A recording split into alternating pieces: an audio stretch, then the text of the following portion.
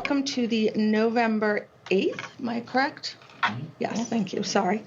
Welcome to the November 8th meeting of the Dover-Sherborn Regional School Committee. My name is Maggie Sharon, and I call this meeting to order at 6:02 p.m.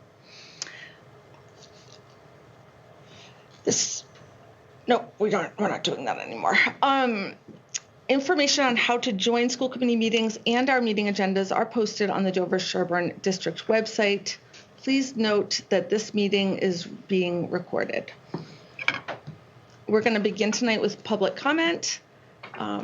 Before I begin, community comments are an opportunity for members of our community to be heard. We respectfully request that you make your comment brief, no more than 3 minutes, and that you move the discussion forward by adding new information. Please try to avoid repeating points that have already been made. Before I begin, is there anyone who is here tonight to make a community comment? And do we have anyone on the Zoom? There is one participant on the Zoom. I'm not sure if she or he or they are here to make a comment. Okay. If you are here to make a comment, if you could please raise your hand. Or unmute yourself. Okay. No comment. Okay. Hearing none, then our period of community comments are closed, and we will begin with the rest of our business for this evening. May I ask a clarifying question? Of course. So generally speaking, I believe the agenda has that we use Zoom for community comments only. Would you like to keep it open? What have we been doing in the past? We've done both. Most recently, we've been using it only for community comment and then shutting it down. Okay. So I guess what I would say is that we will be shutting down the Zoom link, but that anyone who would like to watch our meeting, it's being simulcast on the Dover-Sherborn YouTube cable channel. That's correct, right? Yes. Yep. Okay. Okay. So thank you. Thank you.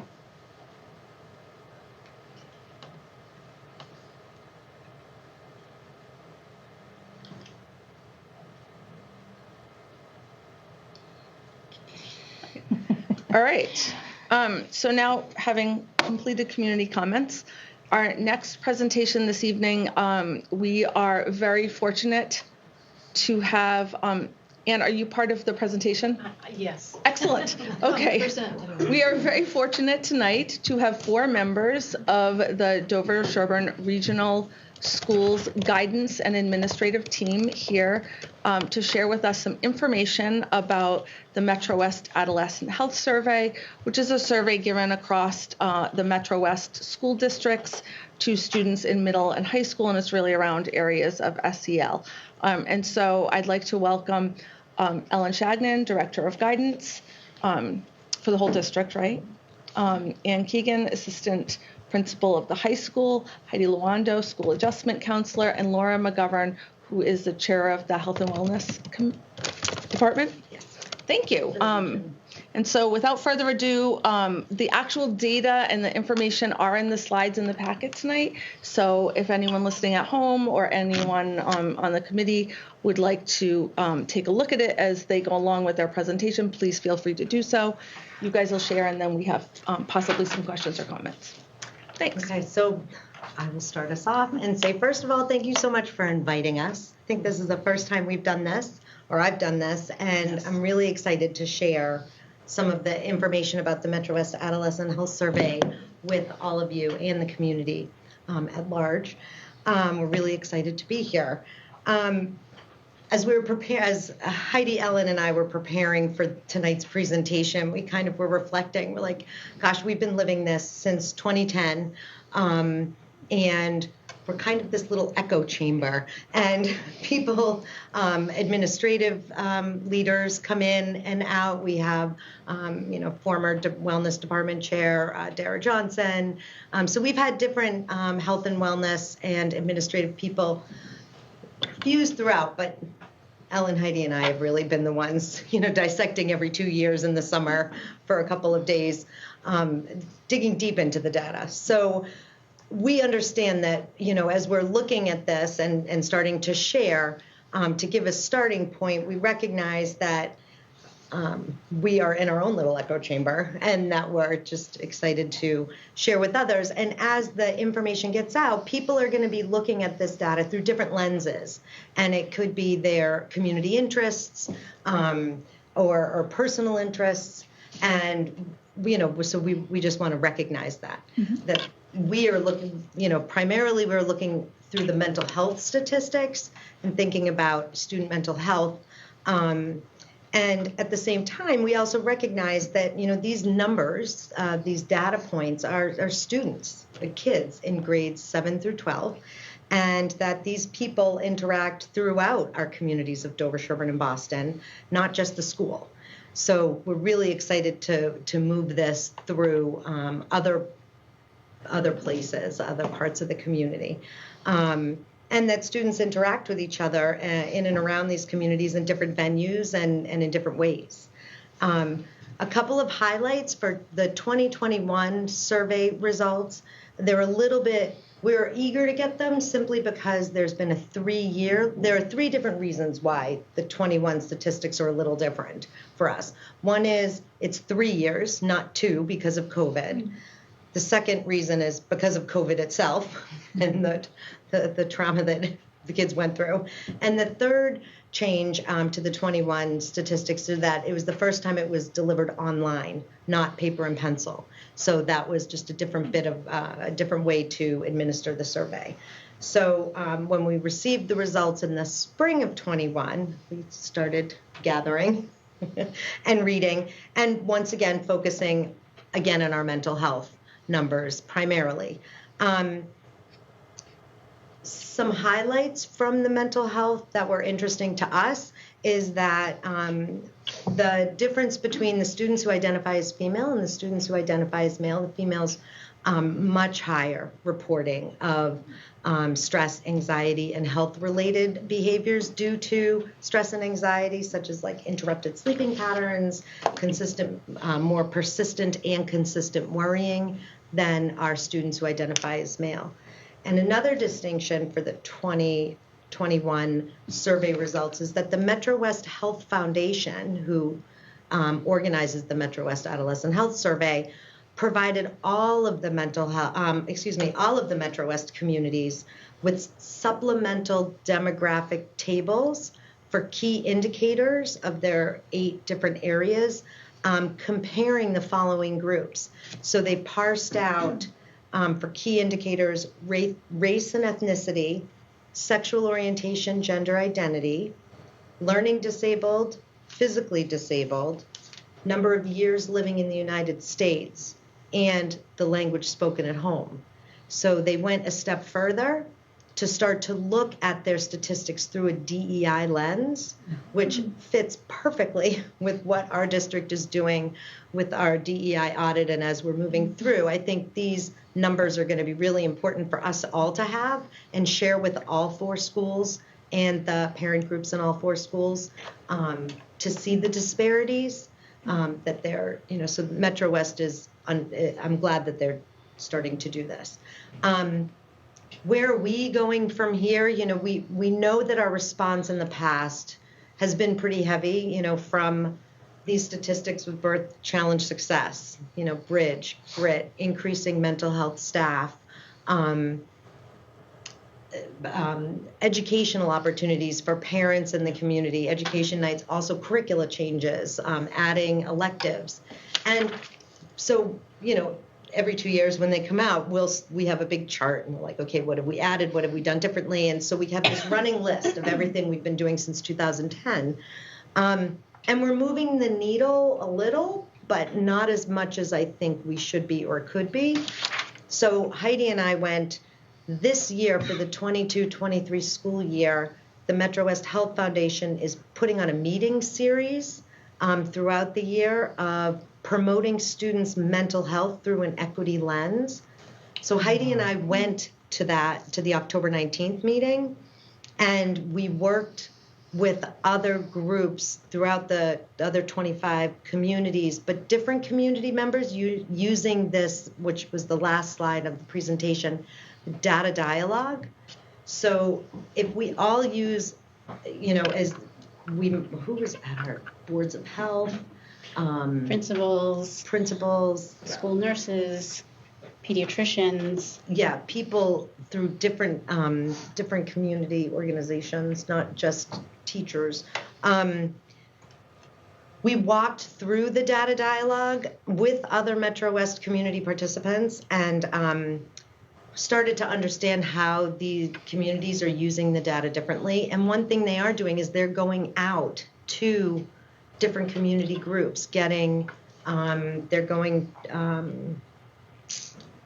we have an opportunity to do what other communities are doing, going out to the Dover and Sherborn boards of health, faith-based youth groups, thinking about our public safety offices, youth athletic leagues, drama and theater groups in the community, Dover Chamber of Commerce, Sherborn Business Association, like all community members because our kids are interacting with all of these different groups outside of school. We're doing a lot in school, but how can we spread this information? And I do think using the common data dialogue is a great place to start with the demographic supplemental tables.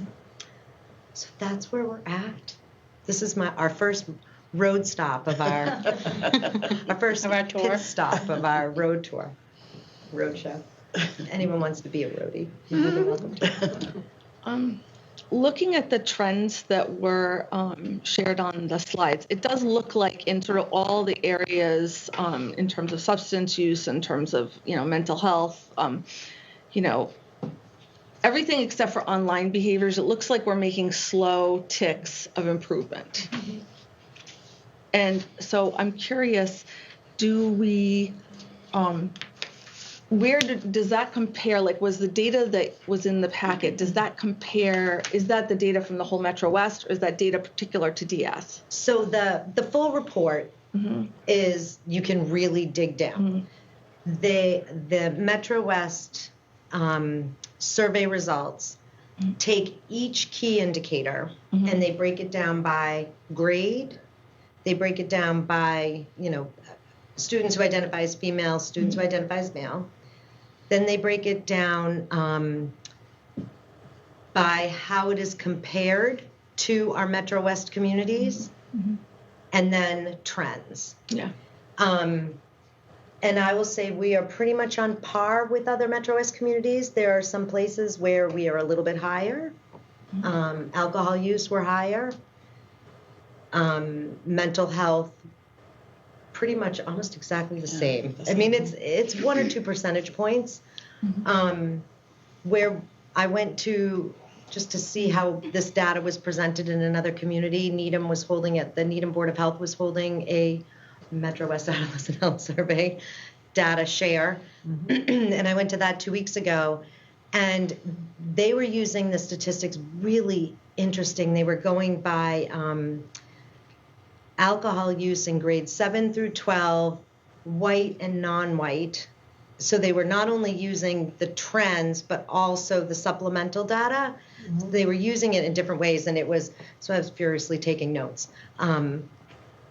I don't know how they made those slides. It was like, that'd be really great information to have, and how it can be used.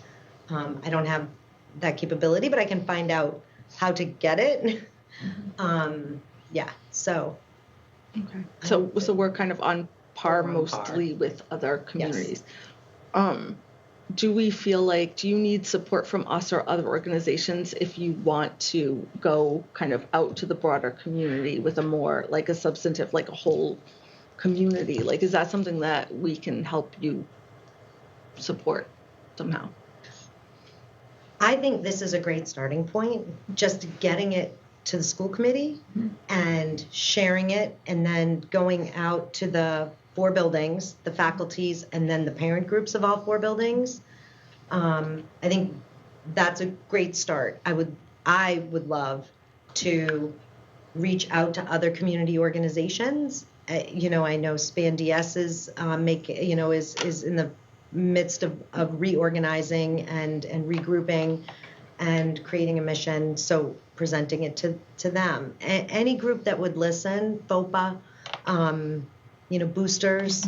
I think there's lots of groups within our school community, but I also think of our public safety officials that, they're interacting with kids in the community, and this is really important data for them to have. Resource officers. Our school resource officers, obviously, is a natural place. But I just, having a community coalition, I think and at least having the data, it may end up in a drawer, and that's, something they can refer to. But still, it's just important because, I do think it takes a village, and finding places for other community members who interact with students need to have this information. Yeah. Do other members have questions? Yeah. Well, so sorry if you've already said this, but is this information accessible to anyone, or It will be. It will be. After this, yep. After? We wanted to present it here first. Yeah. Okay, great. So I'm just thinking, like, if a youth group leader wanted to access it, or the school resource On the officers. website. Got it. Are we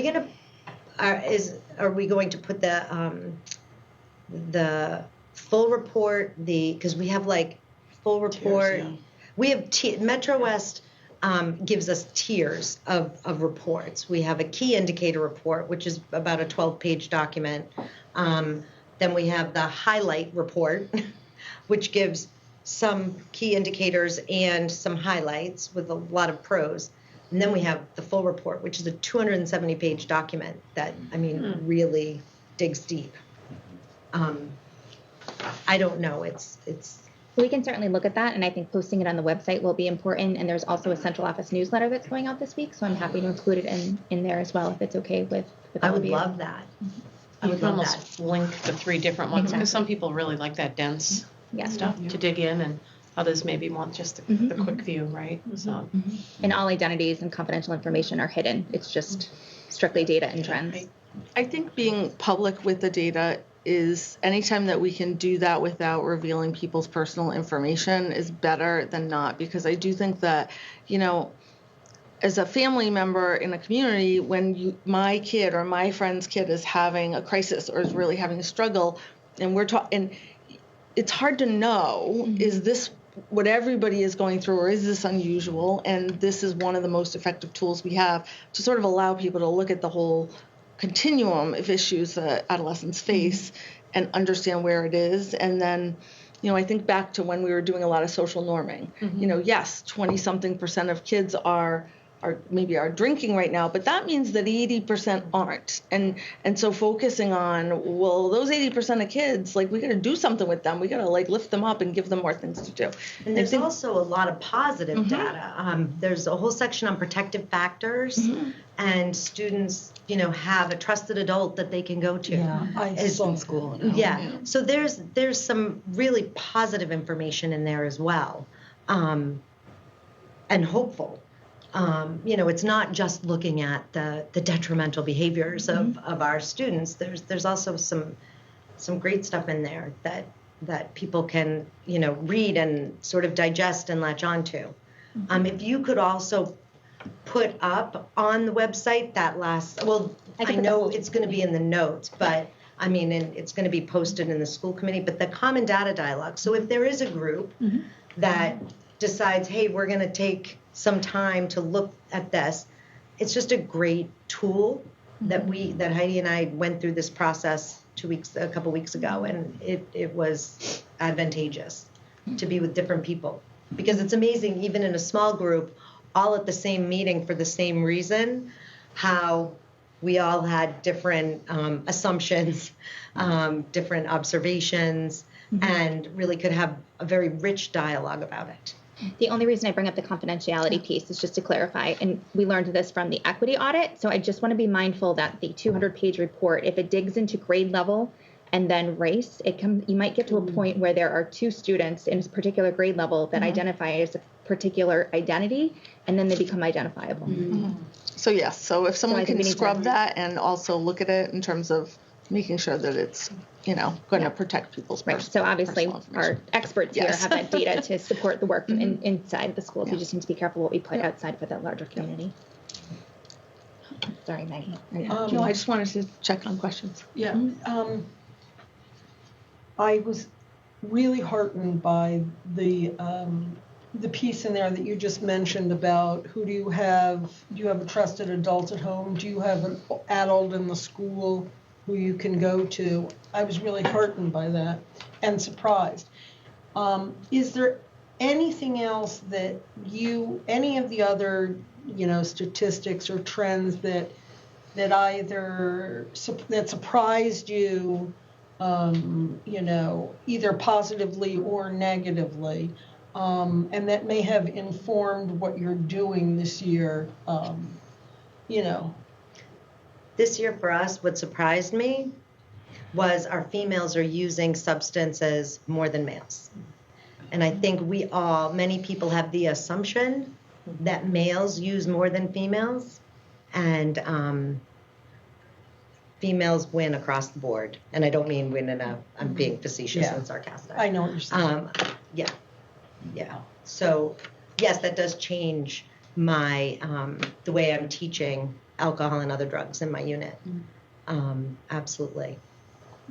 I think another piece around the kind of connectedness piece is we've seen that there's a high number of kids who are connected, but there's still kids who are not connected. And so we're trying to focus on those, and we're kind of like dovetailing with our Panorama social emotional survey. We're getting that data in and working to look around. There's like a sense of belonging category, and to see if there's kids with lower scores and to be able to establish connection with them, possibly run some groups. So we're kind of getting two different sets of data and trying to make some inroads that way too. Yeah, I'm glad you said that because, I think we all recognize this is one data tool that we use. I mean, we're grateful, I think everyone in the school community that we've been doing this since 2010. So I feel like in 2010 and 2012, we really couldn't glean anything from it because, 2010 was just a snapshot in time. In 2012, yes, it was 2 years later, but it really takes 3 survey administrations to start to see trends to where to put your focus and your attention. And so, there are other surveys that have gone on. I know Panorama is one now, but there have been other surveys in the past, haven't there? Like challenge success surveys. A while ago, but yeah, definitely that. Right. Similar questions. So we do, it is one. This isn't the be all end all, but it is a great tool to use when, like I was thinking of the DEI audit. This is important stuff for teachers, for the faculty and staff to be able to see. It gives viability to the work that really needs to be done, Right. which is really important. Yeah. Any other questions? Okay. Thank you all. You look like you much. do. You do have a question. I didn't give it a break till I'm minute. curious about this because you said about 25 communities take part in this survey, and I assume for 10 or 12 years across the board. So have they, or are they in the kind of adjusting their own approach of analyzing and collaborating on that? Do you know? Yeah, I will say we are a little bit behind. Yeah. Some other communities I know Ashland has a whole community coalition. I was talking to a woman she sent me an email. They have not just fire and the police and the schools and the boards of health and the Lions Club and the Exchange Club. They've got all these community organizations have created a community coalition. So I was like, wow, that's great. And so they, it's sort of like kickoff. Yeah, and they're typically funded by like boards of health, Yes. higher, whether they're grant positions. So there's someone whose job it is to organize these coalitions, right? They're not volunteers. So, I think it's a large investment that takes a lot of years. But I think what these guys are doing is they're sort of doing a prevention outreach with this, right? Like this is what prevention looks like. It's everybody owning and knowing and owning and having a share in these numbers and getting these numbers to be better, right? So I think like this is a great first step. I know we're trying to get some good conversations and work going around sort of a newer version of SPAN. So I think, the timing is really interesting, but I think those coalitions are amazing, and you really need a dedicated sort of person who's, this is their role, right? It's a lot. Right, It's they're a lot of public work. health official. Yes, correct. Yeah. I get the Natick 180 Yeah. Yeah. Fantastic. emails, and they're amazing, and my head just explodes. But they have several staff members. Yes, they do. It's- Yeah. And obviously, it's a much bigger town too. Yeah. And Needham's got SPAN there. They're actually called SPAN, and I think they have one person, but I'm on their email listserv, and they do some great things. That's who ran the Metro West data drop for Needham, and so I think it just takes a community to, I don't know if Dover and Sherborn down the road sort of collaborate and share that position, but Yeah, I was just curious to see if Yeah. towns are helping as a wider network, simply Yep. responding to these are all kids in our region, goes beyond town and district borders. I was curious to see how towns are collaborating in light of this longer track of data now behind us. But, yeah. And they've definitely made the switch, I think, through the equity lens, especially, this is the first year that we're getting the demographic data, the supplemental demographic data, and they're dedicating this year is looking at, promoting students' mental health through an equity lens. So it's, I think their towns and Metro West communities are looking to go to that next step, that next place, which is great. Yep. I wonder too, thinking about the context of, Natick and Needham, which are much, sort of larger towns, then even the two communities together can fund, kind of a whole department of the Department of Health. Yeah. I wonder about maybe our neighbor communities like Medfield or Millis, if any of them, aren't able to on their own, maybe we could think about creating some kind of a coalition that is beyond just the borders of our towns, a regional type of thing that would allow, because, we, in my family, we drive through the middle of Medfield to get to the high school here. So I see all their signs, and I feel like there might be some efficiencies that we could gain by connecting some of these smaller towns that have more modest budgets. I guess one last comment. I think I appreciate hearing that you're using that data as insight to think about how you approach topics in health class with kids, because it's really timely and relevant to their lives. And I know my own children have enjoyed health class, and I appreciate that you're taking in their experience here. Thanks. Yes, I might just say thank you, because I know the hours that you've already spent digging into this data and creating this presentation and thinking about how to impact the curriculum and the programming here for kids, and now taking it out on the road. So thank you for doing all of this. Thank you. Thanks for having us, though. Yes, This is great. Thank you. Oh, thank you. Great first step. Yes, thank you so much for coming out tonight, for all of the stops on your future tours. If anybody in the community is looking for some of the deeper data, the initial results are in our packet, which can be found on the district website, and we'll look forward to additional information as it would be appropriate to share on the website and for future activities. Thank you guys so much for coming. Thank you.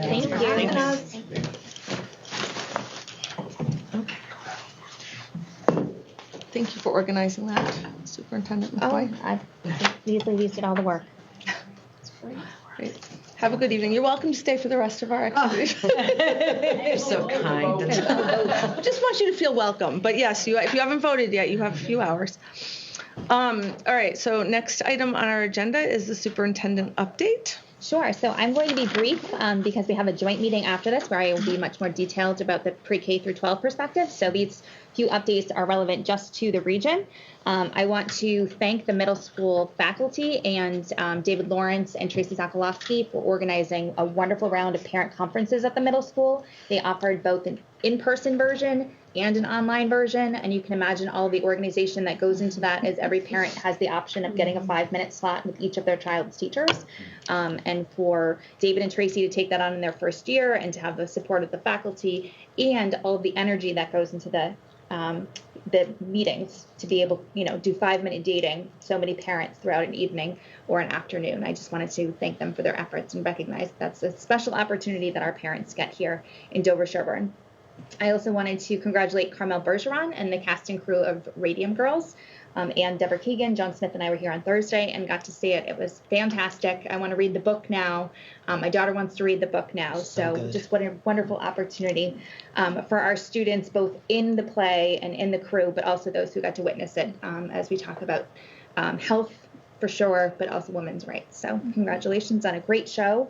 And then fall sports, as you see, our seasons continue. If you look out the window, field hockey is out there playing. But congratulations to all of our athletes this fall and our coaches for all of their efforts, and good luck this week. We have events every night. I have them listed somewhere, but if anybody's looking for something to do this week, there is certainly a game somewhere between girls soccer, varsity football, boys soccer, cross country, JV football. But mostly I would like to say thank you to the coaches and the students. My understanding is that there have been a few opportunities this year where they could have been tempted by the behavior of their opponents, and our Dover-Sherborn athletes always showed good sportsmanlike behavior and respect, and really demonstrated who they are as individuals and a team. And I want to thank them for doing that, because they made, I know, myself and Mr. Smith and Ms. Sullivan very proud of the way that they behaved and presented themselves on the field and wherever else they were. Thank you. Yeah. It's really exciting. And kudos to all of the people. Any other questions or comments about the goings on? Yeah, I was very excited to see the lights and appreciative of the lights, since it is now dark at 2:30, I think. I don't know. It seemed very early to me today. It got my attention. All right, and I know we had the warrant report in our packet. Is there anything of note in there that we needed to? No, just standard stuff. Standard stuff. Okay. Next on our agenda is FY24 budget guidance. No, the 23 monthly report. Oh, yes, I missed that whole thing. Sorry. That's okay. Living 3 years. Yes. I'll jump right to guidance. So you have your report as of October 31st. Again, as I did last year, the bold items are the new pieces of information, but just for memory purposes, I'll leave the rest of it there. So revenues, obviously, there's nothing new to report on that arena. Operating expenditures, there is a little bit of bold in looking at salaries. So you'll see we have most of the staffing positions fully encumbered. So in some of the line items, you'll see like some positive variances, some negative variances. A lot of those are because we had staffing changes post-budget. And those, you're seeing those reflections. I pointed out in the report a couple of vacancies that we have. Our data manager that position is currently vacant. They're interviewing now and hope to have someone in position soon. I will say that for those of you who remember Mary Bronski, she's come back and she's helping us in the short term, which was great to see a familiar face hop right back in and able to pick up some of the key reporting at the DESE level that she's finishing for us. And then we currently still have 2 open custodian positions. We have contracted out with a firm that we've been using now for about a year and a half. They send excellent people. You pay a little bit more, but it takes the extra work off of our guys of having to do overtime to cover the shifts. And so that's worked out well. And like I said, we've been very happy with the quality of staff that they've been supplying both to the middle school, the high school, and we're also using them at Chickering. So we'll just have to wait and see if the market changes. I don't think there's very few companies, school districts that have fully complement staffing in the custodian arena. So it's not that it's us, it's just the nature of the labor market right now. And then again, I just sort of point out that you're going to see some balances being carried forward, like in substitutes and custodians, which represents overtime, and the substitutes as we use them, you'll see those dwindle down as the year goes through. Looking at expenditure, so this was an opportunity to sort of, now that we have everyone signed up who's going to take healthcare that we know, right, from the enrollment in September, for the new employees, we have encumbered healthcare. It's always heartening to me to see that we stay within the budget. What we had, it's obviously can fluctuate, and we'll talk a little bit about healthcare. I gave you some data points to show that why it can fluctuate very easily. We've also taken a stab at encumbering our utilities. That's a very volatile market right now, I will say. So just keep in mind, and I gave you our pricing. So we do have fixed contracts, procurement contracts for our supply portion of our heating, which is gas, and our electricity. Know that that's just half of your bill. The other half is delivery. We're definitely seeing an uptick in delivery on electricity. I think when I started, it was more like 30% delivery, 70% supply. Then it's like 50-50. When I looked at our last bill, it's getting to be more like 60-40. We have no control over the delivery side. There's no way you can lock in the delivery side. So that we'll keep looking at. And I do, we have some spreadsheets that I'll track the historical just so I have a better sense of how to budget that piece for 24 so that we're trying to stay on top of it. We are fortunate enough, I work with 2 different energy procurement companies. Back in May of 21, my gas rep reached out and said it's a really good market for gas right now. So you will see that our gas pricing is going to go down in November. Like, great. I just spoke with him recently. He's like, aren't you glad we did that? Well, who would have known, right? At the same time, the person we work with on the electricity reached out and said, it's a very volatile market. I think, they recommended locking in now for a 3-year, so we did, because we're paying, so 14 is what we locked, 14.81 is what we locked in for as next December. The current rates are like 21, 22, and there doesn't seem to be like any relief in the near future. So they've never, since I've been in this position, never have led me astray. Again, like think of the gas. So I think that's a part where we can have some control, and then there's the other piece that we don't have control. I look at also the cost of utilities and now our new EMS system up here to sort of tighten up our ranges a little bit. Actually just sent my director of facilities an email just so I wouldn't forget. I think it's a little warm in here. So I'm thinking that it doesn't take much, a degree or two, and what you can save. But that, it's back to where we should just be a little more energy from a sustainability standpoint, but from a cost standpoint. It's going to just cost us more every time we use another kilowatt or another therm. So just to see, like, if we save that little extra money, it helps pay for something that helps the kids versus just giving it to the utility companies. So just so people know, EMS means like our computerized energy management system. So we already have sort of the system that goes on that will automatically, if we set it, right, to be lower or higher, and turns off the lights if nobody's in the room and all that stuff. It doesn't do the lights. It's it's our heating and electricity. Don't our lights go off? If we have their own motion sensors, but not because the system's telling them to. Yeah, but no, they'll if you. That's why we're sometimes doing this. I was like, sometimes we're doing this, but that's good for us. Last there was a call during the day from someone saying that the circuits had blown in the library, the lights weren't coming on. So Sean McGee comes over here. He's like, "Oh my God, what's going on?" He walks in, the lights come on. Like, okay, people, did anyone walk in? Move around a little bit.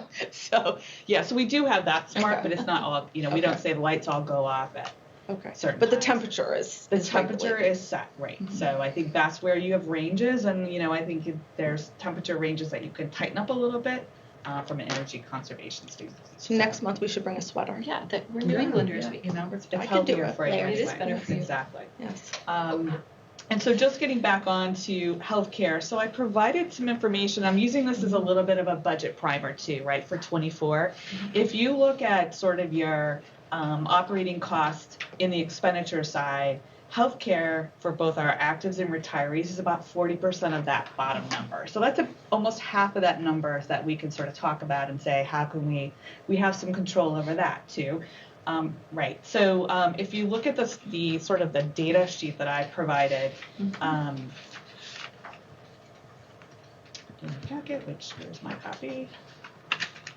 I wanted to give you some pieces of information as we go through the budget building to sort of show you how the budget drivers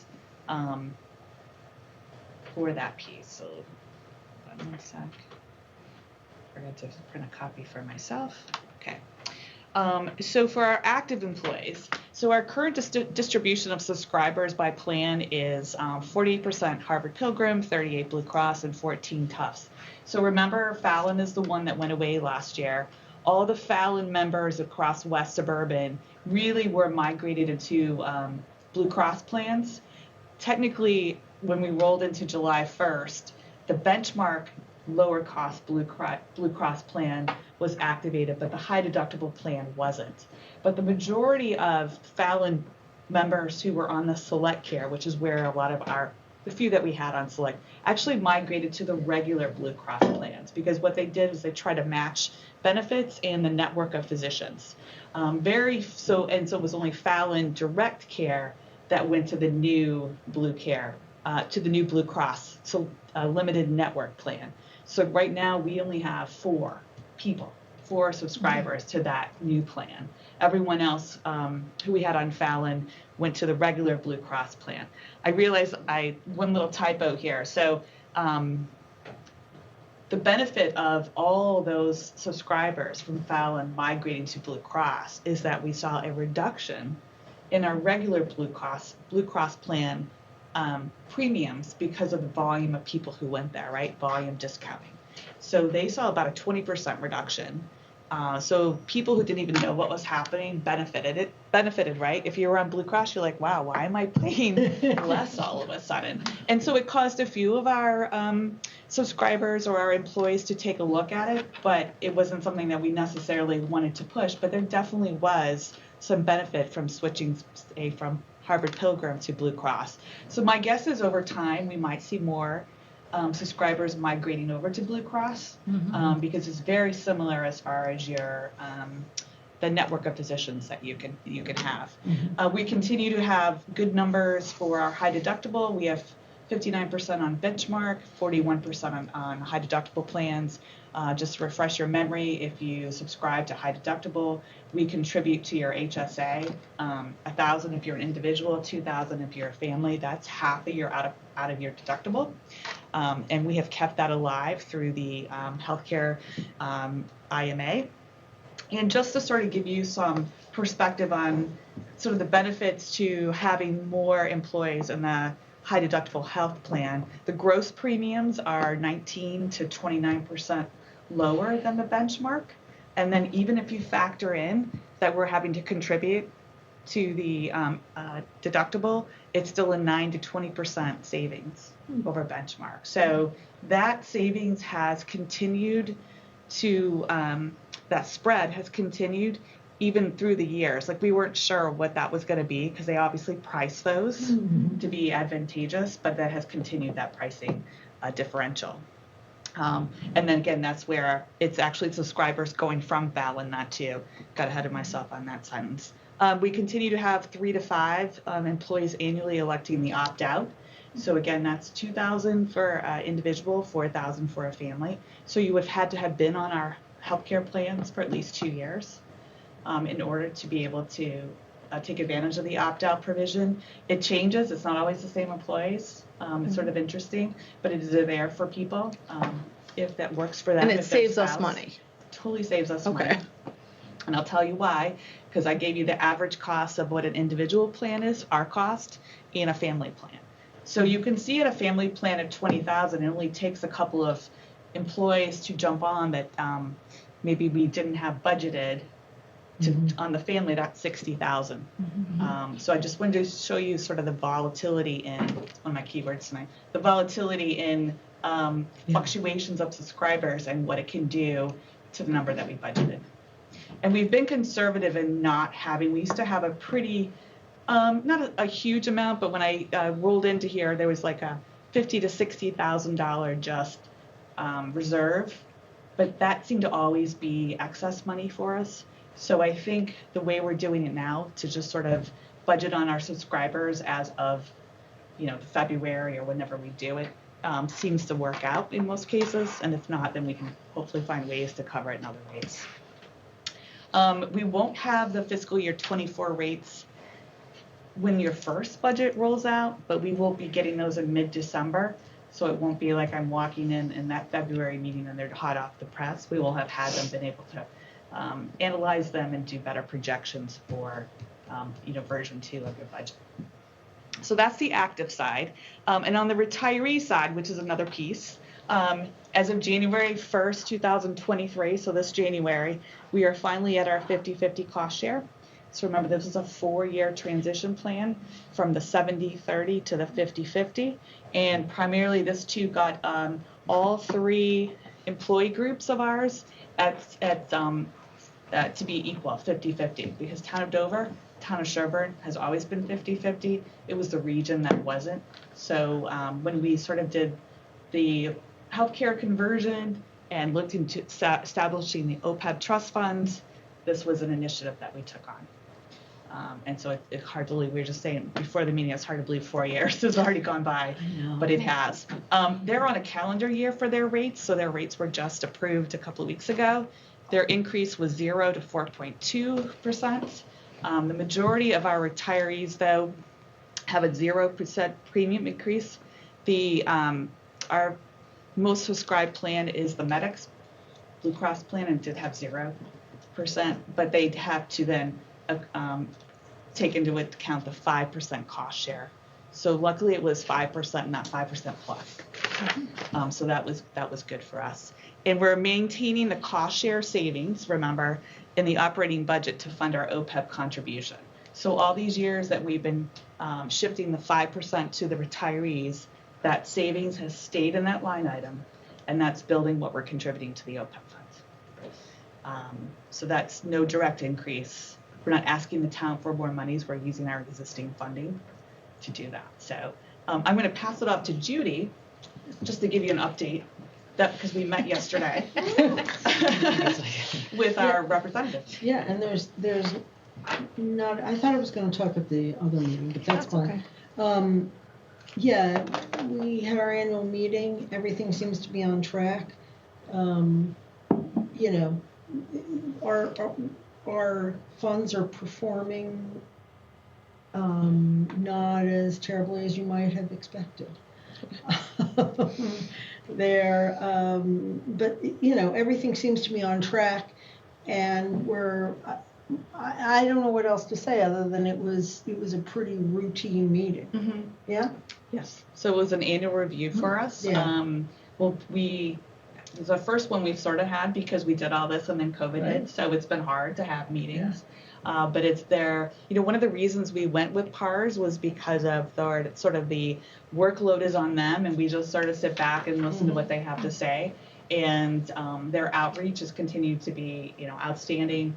They're always available. They know a lot of what's happening in the industry. It's amazing.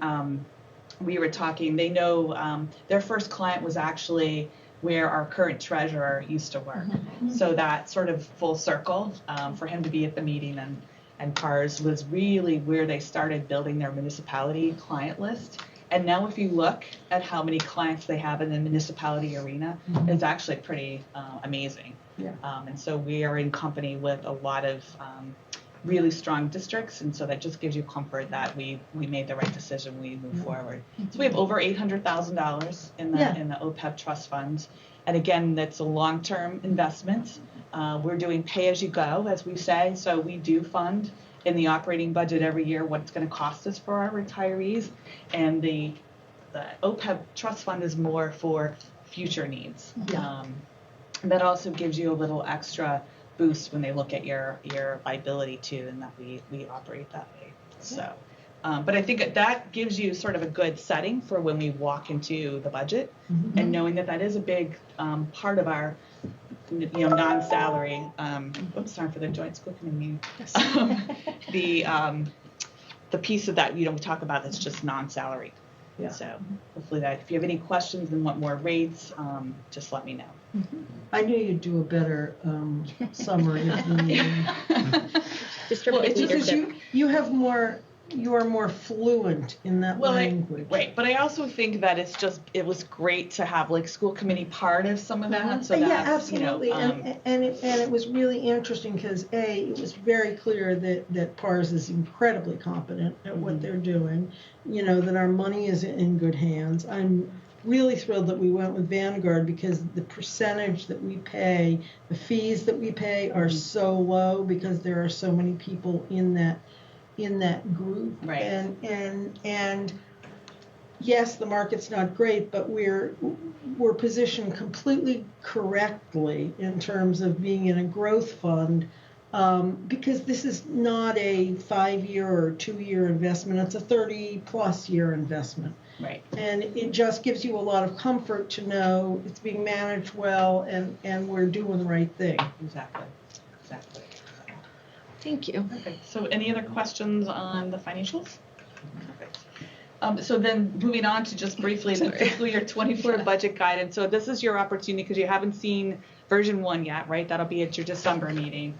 If you had any key aspects that you wanted to communicate for us to build into the budget, any concerns that you have, keep in mind that when we roll the budget out in December, we still have several months to talk about things. There's still things that we're working on that we won't know until like January or February. But in order to meet the sort of the guidelines of the 2 towns who require at least an initial budget by the end of December, that's why we have this early rollout. But know that there's still a lot of work from that. That's just the starting point. And as you know, we'll track the pluses and minuses all the way until March. But it's sort of our landing ground. Keep in mind too that it's a little bit of a different year because we're rolling into negotiations with all the bargaining units. So you won't see salary increases in individual lines. There'll be one amount that we'll plug in to cover all salary expenses. So it always looks a little wonky, throws people off a little bit, but that's just sort of our every 3-year process, and just want to highlight that so it doesn't come across as like what's happening. So it'll see one lump sum number in all 3 districts that will represent contract increases for every single employee in the district. Do any members have specific budget guidance that they would like to offer? No, I appreciate over the years the efforts that you and the leadership teams have done in terms of looking for efficiencies, removing, like you described with the health insurance, little pockets of, really being efficient, really being transparent. And I think so insofar as we can continue that and, create a budget that gives the district what we need to operate, but also is respectful to our towns and respectful to, the taxpayers. I would like to make sure that we're thinking ahead, specifically in terms of space. I know that you're looking at a space needs assessment.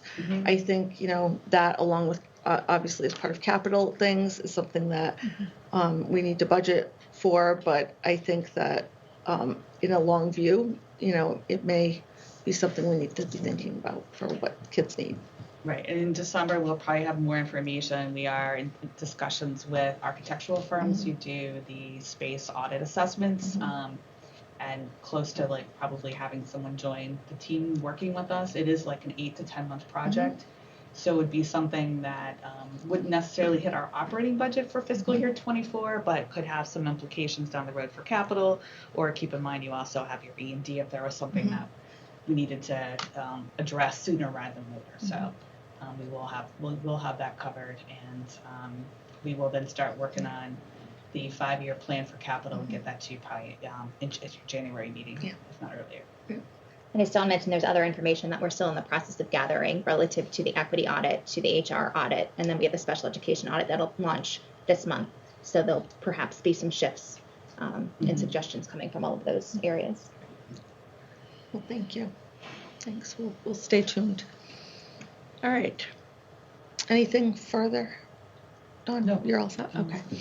Moving on to the next item on our agenda, it's the consent agenda, and tonight it is simply the approval of the minutes of the October 11th meeting. Does anyone have anything for corrections or clarifications from those minutes? Hearing none. Do I have a motion to approve the consent agenda? So moved. Angie, thank you. Is there a second? Second. Lynn, second. All in favor? Aye. Aye. All opposed?